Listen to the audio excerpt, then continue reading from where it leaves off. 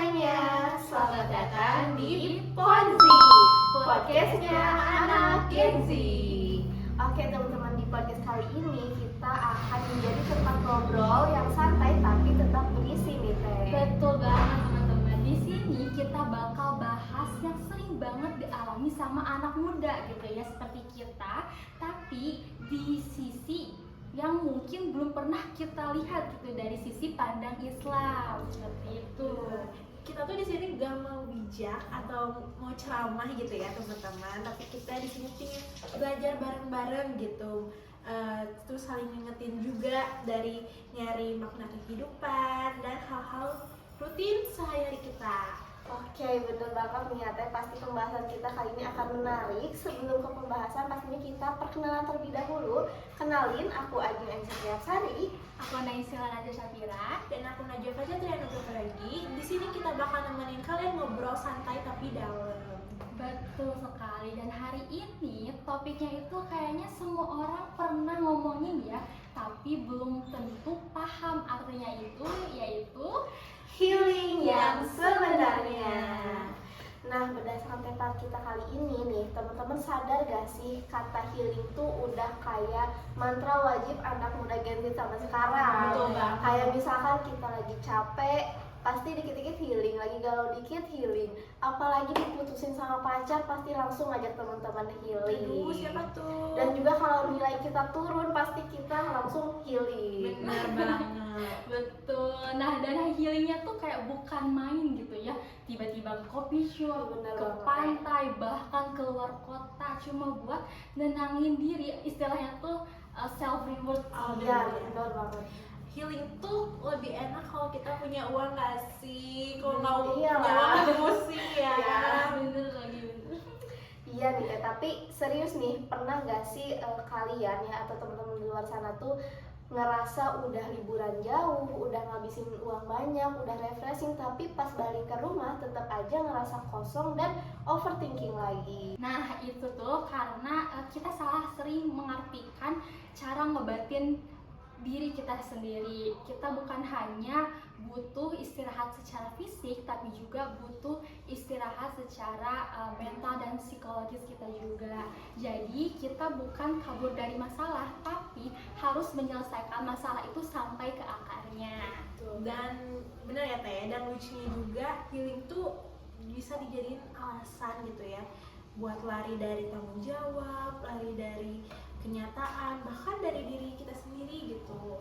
Iya bener banget Teh. Kadang kita tuh suka lupa gitu ya, padahal yang paling berat tuh bukan capek di badan, tapi ketika hati kita jauh dari Allah. Nah, betul sekali. Kalau kita lihat nih ya, healing versi duniawi itu fokusnya rata-rata keluar gitu ya. Nah, ke tempat yang indah, staycation yang asik gitu, makan makanan yang enak. Tapi itu semua tuh boleh, tapi itu juga belum cukup untuk menyembuhkan sepenuhnya. Benar. Nah, healing dari versi Islam itu fokusnya tuh ke dalam kita, ke dalam diri kita gitu, bukan cuman fisik tapi spiritualnya. Nyembuhin hati, nyembuhin jiwa, bahkan nyembuhin hubungan kita sama Allah gitu. Kadang kita suka lupa dengan Allah gitu. Betul banget ya Teh. Jadi intinya kita tuh harus mendekatkan diri kita kepada Allah, karena dalam Al-Quran juga udah sangat jelas gitu ya dirumuskan di Quran surat Ar-Ra'd ayat 28, yang dimana Allah berfirman, ala bizikrillahi tatma'innul qulub, yang artinya hanya dengan mengingat Allah hati kita menjadi tentram. Masya Allah, ya betul sekali. Hadis Rasulullah SAW juga pernah bersabda, ketahuilah dalam tubuh manusia itu ada segumpal daging. Jika ia baik, maka baiklah seluruh tubuhnya. Jika ia rusak, maka rusaklah juga seluruh tubuhnya. Ketahuilah itulah hati. Hadis riwayat Bukhari dan Muslim. Rasulullah SAW juga kalau lagi capek tuh bukannya sedih, beliau tuh nggak cari hiburan duniawi, tapi dia tuh bilang ke sahabat Nabi namanya Bilal, wahai Bilal, istirahatkan kami dengan sholat. Nah, hadis lain juga menyebutkan, jadikanlah sholat sebagai penyejuk mataku dari riwayat Ahmad dan surat An-Nisa. Nah, yang artinya ketenangan sejati itu bukan dicari dari tempat-tempat yang indah gitu ya, dari staycation, tapi dari sajadah, bukan dari healing ke tempat yang jauh, tapi dari dengan tubuh kita kembali lagi kepada Allah Subhanahu wa Ta'ala. Masya Allah, benar banget ya Teh. Jadi di sini kita tahu bahwa healing sejati itu bukan kabur dari masalahnya, tapi bagaimana kita mendekatkan diri kita kepada Allah supaya dikasih kekuatan dan juga dikasih ketabahan gitu untuk menghadapi masalah. Oke, betul sekali. Nah, tahu gak teman-teman, tanda hati lagi, tanda diri kita itu butuh healing tuh kayak gimana sih? Ya gimana sih Teh? Biasanya ini ibadah kita nih mulai suka berat gitu ngejalaninnya. Terus doa kita terasa hambar, gampang marah, gampang emosi, baper, atau tiba-tiba suka nangis tanpa sebab seperti itu. Oh, siapa nih? Gawat banget ya Teh.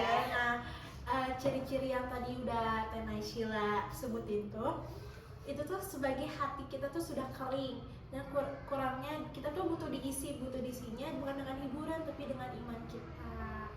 Oke, benar banget Teh. Dan di Islam juga mengajarkan konsep tazkiyatun nafs, yaitu adalah penyucian jiwa.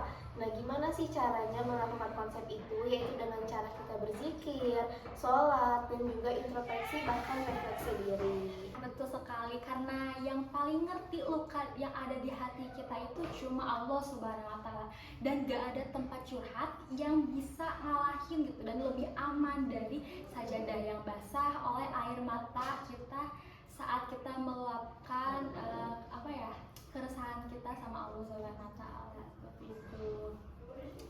Nah, kadang kita tuh terlalu sibuk gitu ya nyari ketenangan duniawi, tempat healing gitu ya, atau enggak tempat-tempat tren gitu ya. Padahal tuh yang kita butuh itu ketenangan hati dari iman kita gitu. Nah, Rasulullah SAW juga pernah bersabda bahwa sesungguhnya Allah lebih dekat kepada hambanya daripada urat lehernya sendiri. Hadis riwayat Bukhari.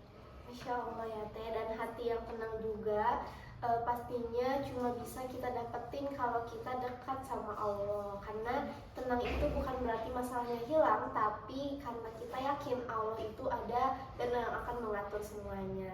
Betul sekali. Jadi healing yang sebenarnya itu bukan tentang kemana kamu atau kemana kita pergi, tapi kepada siapa kita kembali. Seperti itu. Nah, jadi untuk saat ini teman-teman coba simpan HP kalian, tarik nafas kalian, lalu bilang ke Allah, ya Allah, aku capek tapi aku tahu Engkau gak pernah ninggalin aku gitu.